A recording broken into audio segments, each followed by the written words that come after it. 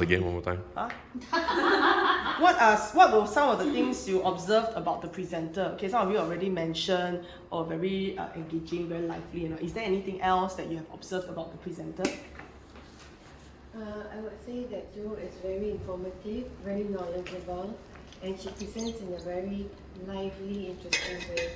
Yeah, Okay. it draws me in. Okay. Yeah. So I want to ask deeper. How do you think? What did she do that made you feel like you have been drawn in further? She way of talking is like I feel like engaging with her. Yeah. So the way of talking, Yeah. is it about the tone or the words she used? The tone and the words also. Yeah. I felt that she was very friendly. She smiled and she made eye contact. Okay, body language. Yeah. Right. So, anything else? That was a good point. I think it's the body language and like being aware that I'm here as a visitor. That's very important, I feel. Yeah. So you feel like she don't She's attentive, like when attentive, correct? Attentive to every single person in a way, right? I think she makes the person feel important because she says that's a good question. And yeah, she makes the person feel very welcome. Yeah. Good. So that means if there are 5 of you here, and if I'm only talking to like this, it will make her feel very left out, right? So what I'm hearing is that you're saying that she managed to cover every single person and didn't let anybody feel left out. yeah, eyes contact. So Eye contact. Okay, very good. So body language, eye contact. Okay, so yeah, you may like to take note of all this, right? Body language, eye contact, tone of voice. Okay, maybe some of the words she used very simple words to explain very simple concepts, right? And some imagery. Do you recall some imagery that she used to describe the fossils? Any? Shit talk. what? Oh shit.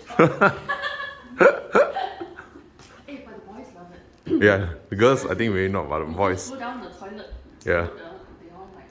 I think one thing she did very well with that small little log, the Oh, yeah, wood, yeah. right, is that she made the other side first, let people see, look, talk about it, ask questions like what you see. Actually, sometimes I let them touch and they're like, yeah, I fuck. Yeah, and then she turned it around to let people see what's inside of it. Alright, so these are some skills. Surprise. Yeah, these are some skills that you can use. Okay, so what I did just now was I just let you all handle, Yeah. and then I asked, how do you feel? Right, so that kind of engagement can work as well. You Okay, have to find something that suits your personality. So she and I are very different. We approach things differently. okay, what's that speed? Let me add a bit. So no matter what's your personality, alright, when you have to engage your visitors, you have to be more extroverted. Some of us are very introverted. Like for me, I'm a very introverted person, right? But when it's time to engage people, you have to come up to people extrovert. And the first way to engage them is to come up with hook. Hook means something interesting, something that will draw them in. Right, like asking about, what do you think this is? Can you hold it? Can you feel it? Right, so you need to think, what's the first thing to attract their attention? Right? And then what they talk about engaging. Engaging is very important. So ask them questions. One way of engaging people is ask questions. And like what some of you said just now, right? Your body language, how you stand, how you smile, how you have eye contact with the people. Right? All these are very important. Okay. And then after that, how you describe the thing, right? So both of them went to describe them in detail. Right? So telling a story. So what is the story you want to tell? Because each one of us, right? Some of us are very good in telling descriptive things. Think of it long time ago, right? The forest are how big the mosquito are, all these sort of things, right?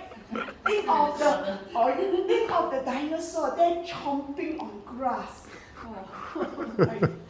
Now, think of it, how big the poop is. Then think of dinosaur, how big the poop is. Things like that. So some of us can describe stories like that. But some of us not very good, then maybe we become a bit more technical. Then we describe it a bit more technically. Yeah. Okay? But in the end is how you mesmerize your audience. Right? Yeah, thank you very much for the input. Okay, so I want to give, let me see. Yeah, okay, next question. Okay, before we do a bit of work. Okay, so we go through all this, you have mentioned about what are some of the things you observe, how you, that those things make you feel and all that, right? So for you individually, what are some of the skills and knowledge that you feel you already have that you can use to present the entrance and the gem formation area? Doesn't have to be gemological knowledge, but what are some of the skills or ability that you have or you have experience with already?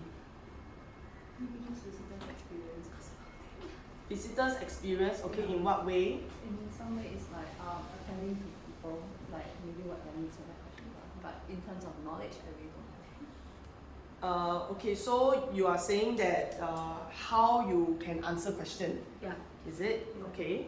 Yeah, anything else? Anybody else? Yes, yeah. Yeah. You got. What are some? I'm knowledge, but I don't know how to like present. So like in 种人类不自生自灭。 Okay, think about it as helping people.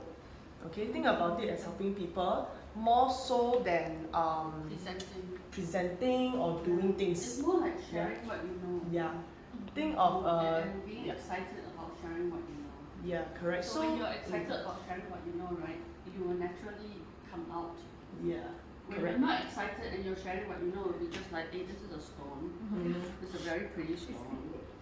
You know what I mean? Whereas if you're excited about what you're going to share with them, then you're like, hey, this is a really nice stone. Let me tell you a story about it. Yeah. So if you're It's different. Yeah.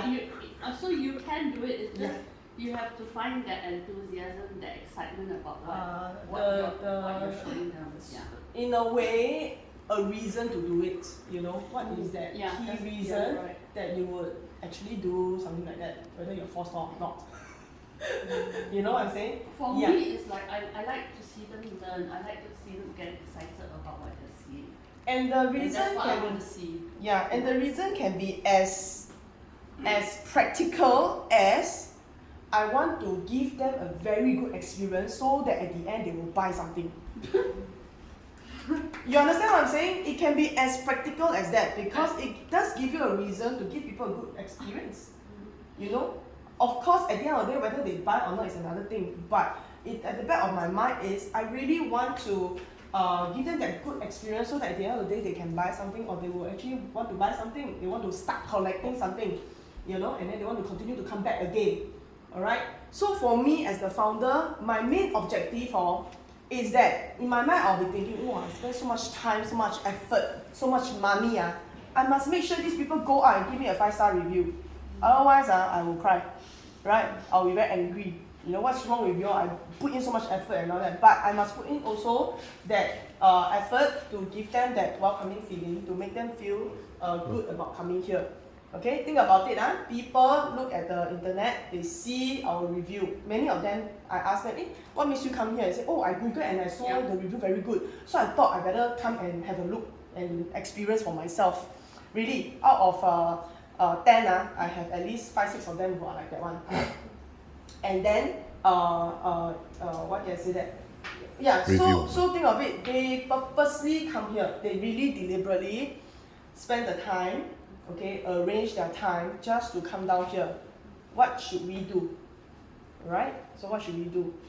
As a gemologist, as just a staff working here, as an intern, you know, what should we do? We really want to give people that good experience.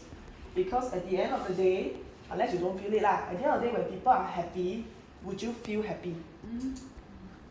Right? So these are some 有点 philosophical but but good question to think about because it applies in life Yeah, okay. So so what are some of the skills and knowledge that you think you will need or you already have that you can use to present at the entrance exam formation? Maybe Ling? Sorry, can you repeat? What are some, like going through this